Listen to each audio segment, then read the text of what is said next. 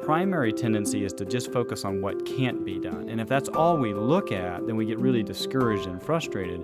But if we begin to turn and say, okay, there are other things that are important to me that I can do, or I can do to some level, and if I focus my energy there, then that anything that we feel like we're able to engage and build on and move into does in and of itself bring some momentum and some positive excitement along with it. Welcome, everyone, to Breaking Bread, the podcast brought to you by Apostolic Christian Counseling and Family Services. It's great to have you along. Brian Sutter is here in the studio with me. Hi, I'm Matt. always glad to have a conversation, Brian. Yeah, me too. Brian, I've got an age-old phrase I want to run by you. Okay. And ask for your opinion on it. Mm-hmm. And that is, you can do anything you set your mind to. Have you heard that before? Yes, indeed. And I would say, It's a little bit loaded. It is. When you first say that, like, I think that part of me that's like roots for the underdog, and like, and I remember hearing that as a young man, like, yeah, anything, yeah, I think we can go for it, Right. and yeah, and you don't want to be that voice of limitation in another person's life, right? Right. To say give up, for example. Right, or like, Or don't try. Exactly, Or don't work. You're never going to be able to do that. Yeah. What are we to make of this? Is it a true statement? And if it's not a true statement, what do we need to construct around it? Right. Yeah. And I would say, stepping back from it and letting the emotion pass and just looking at it as a statement. I mean, I don't think there's any way that we can conclude anything other than, no, that's a false statement. Mm-hmm. That isn't true for, I don't think, any of us on the planet. And the reason why I want to address this topic, I suspected that was the answer, Sure. Brian. But these can be some pretty big wounds in people's lives, right? Yeah. It's those things that are out of reach. Mm-hmm. Mm-hmm. And maybe we'll part and parcel those things that are within reach but need some work. Right, sure. Because that's worthy too, right? Right, no, for sure, yeah. But also to have some sort of, conversation around those things that are out of reach. Right. Because that is sometimes an area of wounding. What are some examples here? Let's try to flush this out so people follow us. Well, just this weekend, I was chopping wood with my 8-year-old son. Mm-hmm. And so I'm able to swing that axe and wood begins to split. And he's like, hey, Dad, give me a try. Mm-hmm. Sure enough. So I give it, and he can barely lift it up. And so just at that kind of a physical strength kind of standpoint, he is limited in a way that there's just no way he's going to be able to split that wood. Right. Just So not as strong matter enough. as much as he sets his mind to, he will not be able to. Right. Over time, that would be something that there could be a growth, but it's an example of there's a limitation that is, there's just no way around. It is what it is, and so physical. Another one would be cognitive, that our IQ, your ability to think and reason, you only get so much room, and we all get different levels of IQ, and we don't like that, most of us, but it's a reality that if you have an IQ that is in a superior range, that's going to give you different opportunities than somebody who has a lower IQ. Yeah. I mean, I can speak to that exactly. Having been in the educational world, sure. right? I've had higher education, and in particular, mathematics was my study of expertise. And I am, Brian, I am so in awe of the brilliant pure mathematician. Okay, to me, those guys and gals are like heroes, and I know because I've had enough classes that it's out of reach. Right. Like I can't do that. Yeah.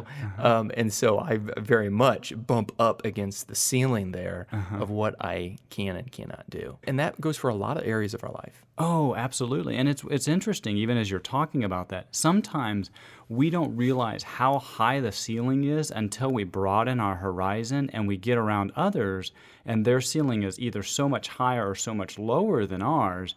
Then it starts to expose those things that if we get caught in our own world, we may not even be aware of how limited or how gifted we are. Yeah. But I think limitation actually is probably a good word here, right? Mm-hmm. There is a limit that we cannot cross, right? Mm-hmm. I mean, I think of disabilities at some level. Oh, for sure. Really are these, yes. Right? Right.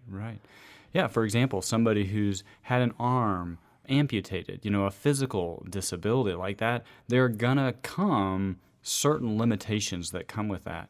Or like we're talking about, cognitive disabilities, or even in the emotional realm, there would be diagnoses and different things like that that could be given that might limit somebody's emotional capability, whether that's being able to feel emotion or interpret emotion. Those would all be examples of things that would come along. Another, like dyslexia, all of these different things that don't define a person, don't put them in a second class, but they do bring some limitations. Yeah, I'd really like to speak to that area. Love to pick your brain on that, Brian, as you work with people, no doubt, who come face to face with these limitations, face to face with inabilities. Yeah. I can't do that, and I want to so badly. Right. That has to now bring about a mental health crisis at some level. Oh, yeah. Am I right? Right. There's just so much pain around having something in your mind that you're hopeful for, and then coming to the realization that that just maybe is not a possibility for you. It's not a matter of working harder or trying harder or time. It's just that's just not within your grasp is a really painful That realization. dream is not going to be possible. Right, like it is. It's just a shattered dream. And with that shattered dream is going to come a lot of sadness and grief and questioning, purpose and value and all those sorts of things. What help is there to be provided? Sure, yeah.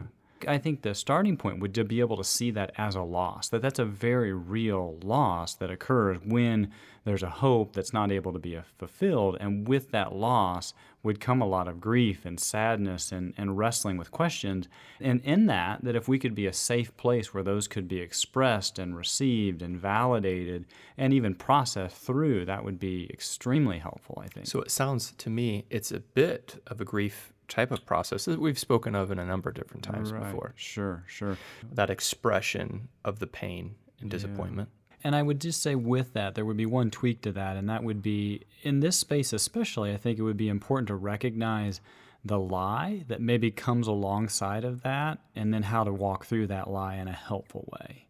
Okay, so that is a distinction. When we talk about grief and loss in other contexts, sometimes that loss is crystallized or clear, right? In terms of naming it and unidentified.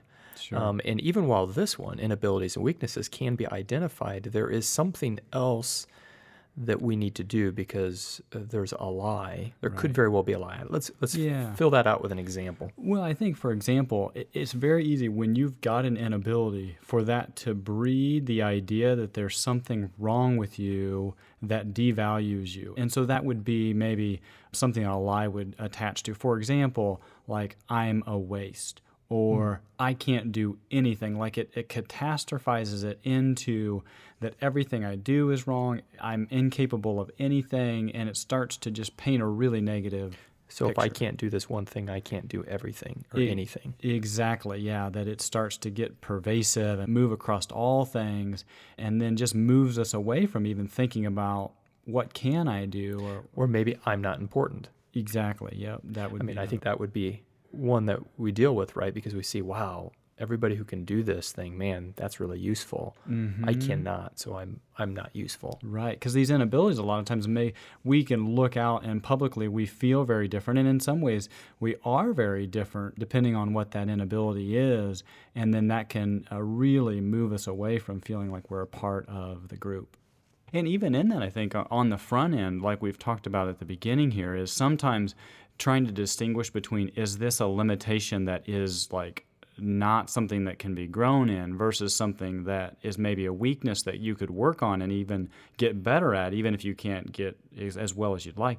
Like having some help navigating that, I think, can be a huge role as a helper, like not in a mean kind of cruel kind of a way, but in a loving kind of a, no, I don't think this, you becoming, a really gifted musician is in the cards for you. And just helping them come to that conclusion, would be a big help. Okay, so we're going to come back to this, I think, as you mentioned, weakness, right? Right. Places that can be grown in, okay? Because I think there's something to be said there. But back to the limitations. This dream that's out of reach, this reality that's out of reach. As you mentioned, it's not in the cards. Right. I think we all get that, right? Sure. Certain things aren't going to be in the cards, right? Yeah. For me to be this or that or the other thing. And so this expressing of that, allowing that to grieve that and understand that as a loss is important. Mm-hmm. And then you mentioned this come to terms with maybe or something like that. Yeah. What does that look like? Yeah. How does a person know if they're doing that? Yeah, that's a good question. And I mean, I think in many ways, one of the words that we use a lot in this realm would just be an acceptance of reality, coming to terms with this is what is real. And I think you see that even with Paul, like in his thorn in the flesh, that he comes to the Lord and he asks, he petitions 3 times, will this be removed? And hoping something will shift, and it doesn't. And then in that point, I would say he moves into acceptance and says, I don't know why, I don't like it, it seems like a hindrance to me, and yet this is where the Lord has me, and I'm going to move forward now in this, and that being acceptance of this may not change, but now I'm going to engage whatever's in front of me. I think just with that example, you've now provided the reason why acceptance is important. Because my question to you is going to be, what happens if we don't accept? Yeah. Like paint that scenario out a little bit, Yeah. and then paint the scenario of acceptance out. Well, without the acceptance piece, I think we just keep chewing on it. We keep wrestling with it, and that tends to lead to bitterness, frustration, angst. I mean, it's a little bit like, I don't know if you've ever seen, well, I'm sure you have, the 2 horseshoes that are connected with a chain, and they've got that little, the ring. Yep. It's like an unsolvable mystery, and you have those puzzles. And if you know there's a solution to it, you can wrestle with it, and it's kind of a fun game. And then eventually you hand it over to somebody else, and they're like, voila, here it is, and that's fun. But if you're trying to solve something that literally does not have no solution, it's just frustration upon frustration and fighting and wrestling. And instead of figuring out, how do I live in life with this reality, you spend all your time fighting the reality. So it sounds to me by what you're saying there that acceptance is kind of a prerequisite to moving in a healthy direction with the inability. No, I think so. Yeah, I think it's a very difficult step. It's not like you sit down and you do that in a day or even a week. That might be a very long process. But without that, it is going to be, I would say, impossible to engage life in the fullest way that it can with the cards or the reality that you live with. Right. And so now let's paint that acceptance piece. And I think you're using Paul, which I think is a good example there. How would you coach a person then saying, okay, but this could be a path we can go down? Yeah. Right? Yeah. What does that look like? Well, I think to be able to explore what is it that you are interested in? What is it that you're hopeful for? What is it that you might be able to do that you're interested in? Let's set this thing aside or recognize that this limitation will be part of the picture moving forward, and that even though that may be painful, there can be a great deal of fulfillment and joy and life in life as we move forward. Let's think through together what that maybe looks like and how you could engage life with whatever that limitation is, rather than how do we get rid of the limitation. It's, okay, this is here, now let's move forward and figure out what it looks like to live in the midst of it. So that limitation is a part of their reality. Right. It sounds to me by what you're saying there, you're allowing it to be a very present part of the reality. It's not necessarily that they forget about it. It is part of who they are. And is that an important part of acceptance, kind of going back to the acceptance part? Yeah. To say that this is a part of me Yeah. and who I'm not? Yeah, I think so, that this is part of who I am, which maybe disqualifies me from some things, but it also gives me an opportunity at other things. In some ways, it's like if you're playing a card game, let's say, with your kids, and one of them knows from the onset that their cards are really bad cards. Well, they could just choose to throw their cards in and walk away, but then they're going to be frustrated, they're going to be disappointed, and everybody else is too.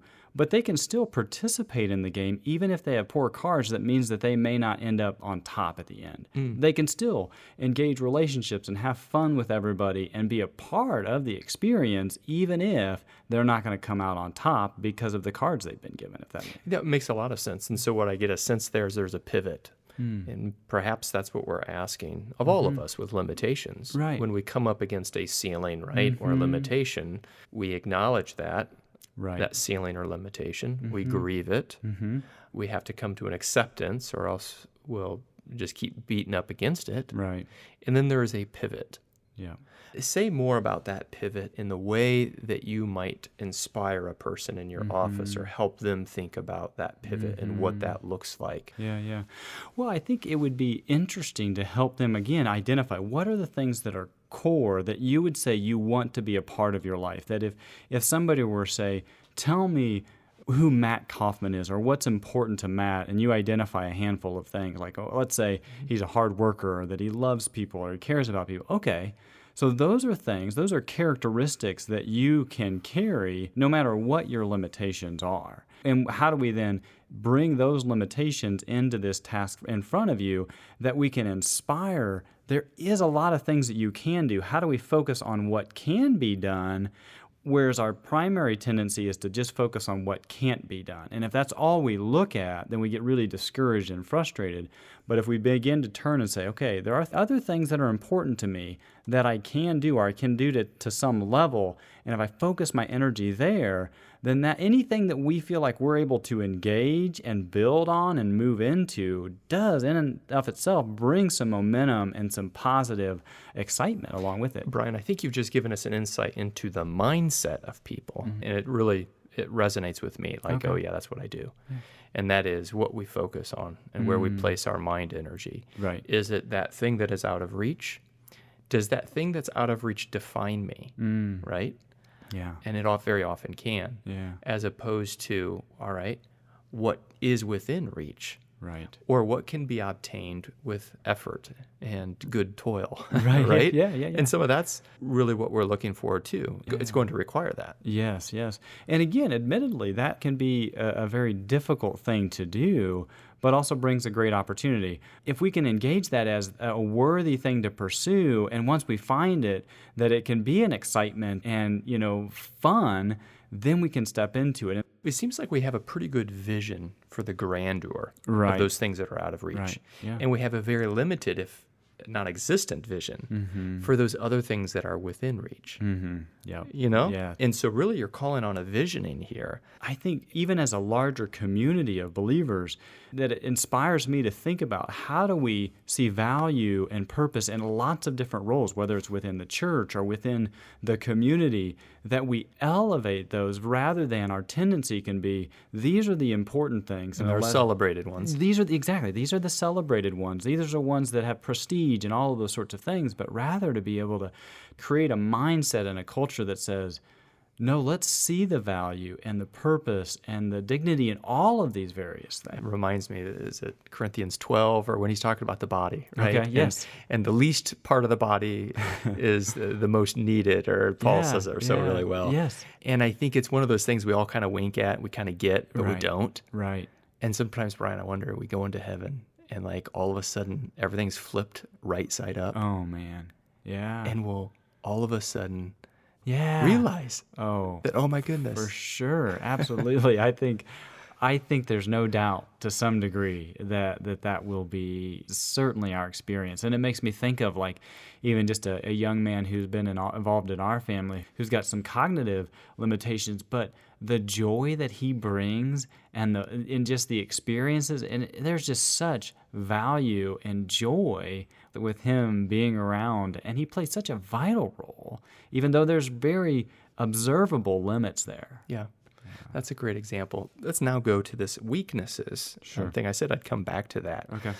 Even in the example that you gave, you might be missing a limb and you're not able to do things. Sure. And I think there are people with all kinds of strikes against them that are doing amazing things, right? I think of Special Olympics, right? Sure. And it's just like incredible. Right. So let's now breathe a little life into that and just simply say, there is a responsibility as human beings that we have, and let me say it this way, to understand what is a limitation in my life and what is simply a weakness to be worked on. Yeah. No. Because we can default the other direction and say, well, I just can't do that. Right, exactly.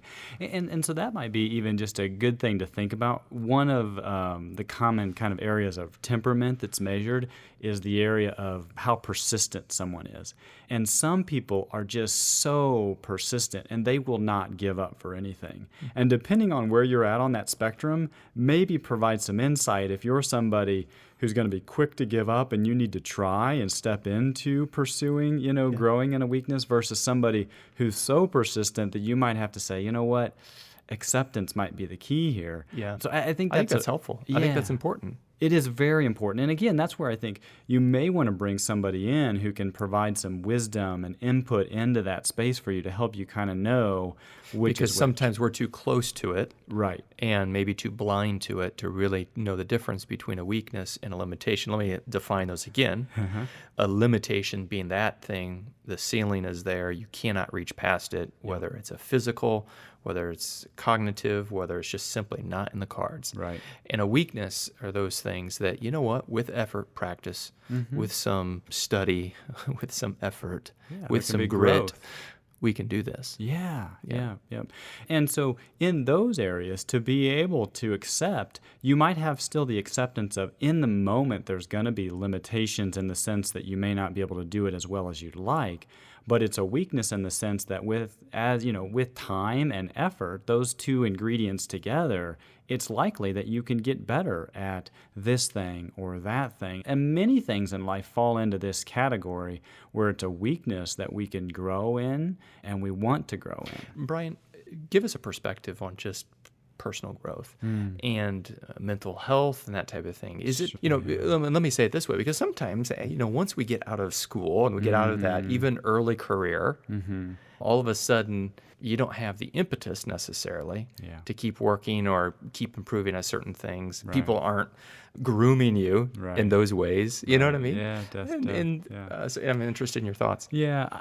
What I would say is that I think growth should be something that we're all pursuing. And at least in my opinion, maybe my observation to some degree would be that we can be pretty quick to set growth aside, that we can tend to view, even like spiritually, that once we come into the church as a member, that somehow then we are fully matured into the healthiest, most beautiful butterfly we can be.